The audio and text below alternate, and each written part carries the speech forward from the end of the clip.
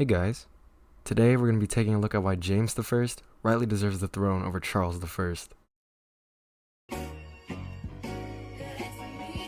James I took the throne of his homeland of Scotland at the ripe age of 1. From that age to the age of 14, James received a great education. Through it, James was able to speak over 7 languages, some being German, French, and Latin. James' personal rule began at the age of 12. During his reign, he was able to settle conflict between the Protestant and Catholic factions of Scotland. Not only that, but James' actions also led him to become the head of the Presbyterian Church of Scotland. James eventually took Elizabeth I's place on the throne when she died. His rule over England and Scotland immediately proved to be prosperous. James I ended an ongoing war with England and Spain and conducted peace. James did not only benefit his kingdoms politically, but he also contributed to literature in both regions. James wrote about political topics, such as the divine right of kings, and most importantly, supervised the release of a new English translation of the Bible, known as the King James Version. Out of all the great things that James I had done, he did, however, make one big mistake. James had a son.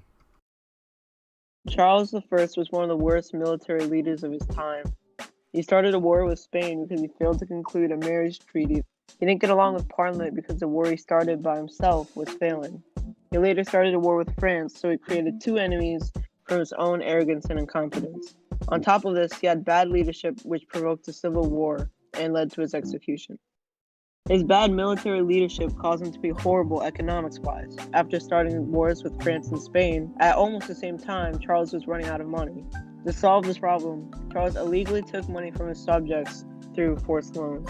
By the time both wars were over, his royal debt was over 1 million euros. To pay for his navy, he created ship money and tax to the point where it's largely resisted by his own people.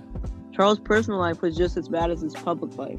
His best friend and favorite person was the Duke of Buckingham, who manipulated the government and was accused of treason. Because he was Charles' best friend, he dissolved the parliament to bail him out of trouble. By the time he was executed, he was known for his big nose, being a tyrant, traitor, murderer, and public enemy.